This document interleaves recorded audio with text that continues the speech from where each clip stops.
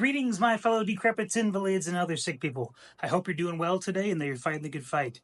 So, I came across an article today that I thought I would just kind of briefly read and talk about a little bit. The article has to do with long COVID, which is one of the possibilities of things that has come up in my sickness. We've primarily been calling it chronic fatigue or post-viral syndrome, but long COVID is something that's been on the table pretty much the entire time I've been sick as well. So there's some good news about long COVID, which is hard to say because obviously any kind of sickness is not good news, but I think there's some progress in the medical field that will be beneficial to us. And so I thought I would share with you. So before we get into that, I would really appreciate it if you took a moment to smack that like button, give a ring a ding ding to that notification bell, and maybe even consider subscribing and sharing this content with your family and friends. So without further ado, let's get into the video. Okay, we are on the KENS 5 News website. I have never heard of them, but the article seems to be based in San Antonio, Texas. So anyone in Texas might know their name. The article is called Healthy SA, which I believe is service announcement, but correct me if I'm wrong in the comments. Healthcare officials finally define long COVID. So this sounds interesting. Really quick, I just also want to point out that the author is Jeremy Baker right here. It was published on July 10th, 2024, so just a couple days ago. And I will leave a link down to the article in the description. That way you can find it and read it in your leisurely time as well. But I want to kind of briefly go through it and talk about it. So starting right off the bat, it says, San Antonio, people battling long COVID have suffered for months and years, often with debilitating symptoms. In this healthy service announcement, we learned how experts are finally defining the condition after 4 years. This is a big deal for millions. The new definition announced by the U.S. National Academies of Sciences, Engineering, and Medicine could finally help people get recognition of their condition, improve their diagnosis, and give them a path to treatment. So already for me, I find this to be really encouraging. My doctor has kind of classified long COVID and chronic fatigue syndrome as, I guess you could say, two peas in the same pod. They kind of go hand in hand. Chronic fatigue is often instigated by some kind of viral illness, and COVID obviously is a viral illness, and so long COVID kind of is in that same category. If you get some kind of infection and it long after you recover from the illness, your body is still suffering all these symptoms and you're not getting better. And it seems to be a very long process for months and years. For my case, it's been 1.5 years, but I know there's some people that they got sick with COVID early on and they've been dealing with symptoms still for 3 or 4 years after. And a big piece for me that's been frustrating through this whole thing is that when you talk to people about things like chronic fatigue or long COVID, so many people don't know about it.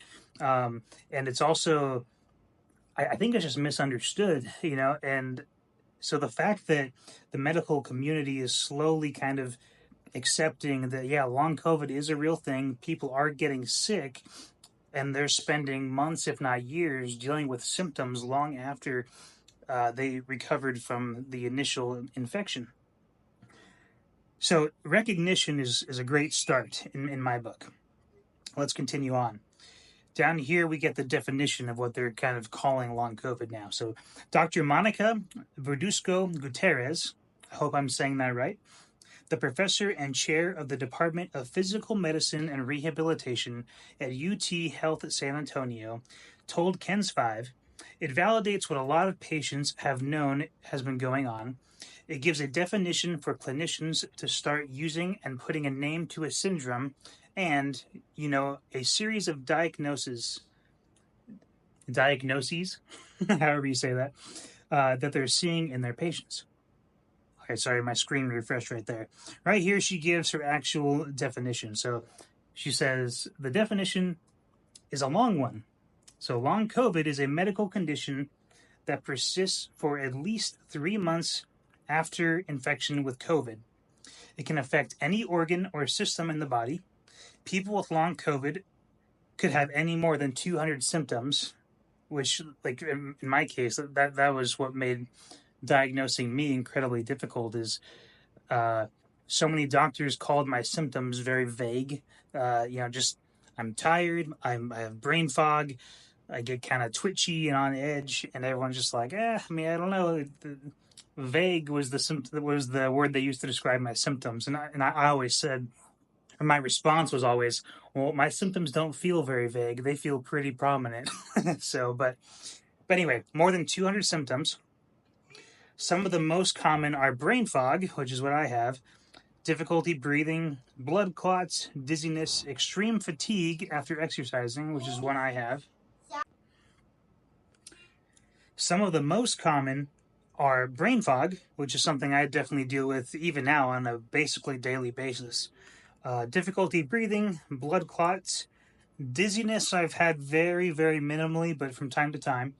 Extreme fatigue after exercising. Yes, I also just have extreme fatigue from doing basic stuff like washing the dishes. So, I mean, it's, but yes, extreme fatigue. Loss of taste or smell, fast heart rate, diarrhea from time to time, but I'm also on a couple of medications that might mess with that as well. Constipation, diabetes, and autoimmune diseases. Those symptoms can appear alone or in multiple combinations. And there's a little bit more it goes on to say, but I don't want to use too much of your time. Really, all I'm trying to say is that if you're out there and you're dealing with something like a chronic fatigue or a long COVID, I just want to give you some encouragement that I think the medical community is slowly coming along and starting to recognize that this is a legitimate thing. You know, there have been lots of people I've known who their employers do not take long COVID very seriously. I was very fortunate at FedEx.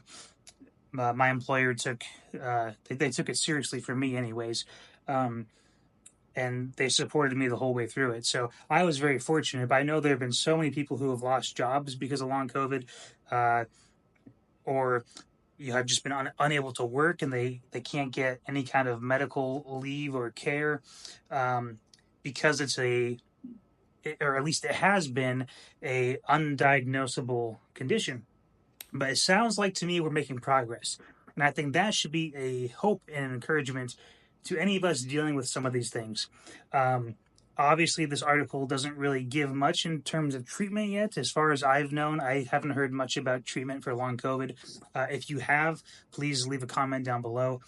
But I really think this is a win for those of us in the chronic fatigue, long COVID community.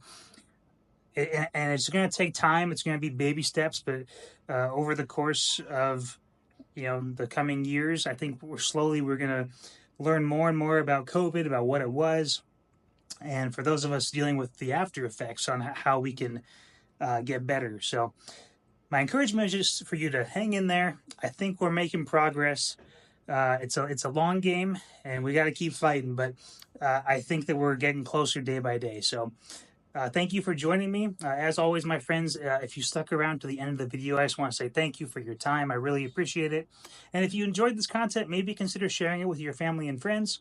I'd really appreciate it. And also, one last time, don't forget to check out this article in full from KENS 5 News, written by Jeremy Baker. I'll leave it down below. And with that, my friends, have a good day. God bless you, and I will see you in the next one.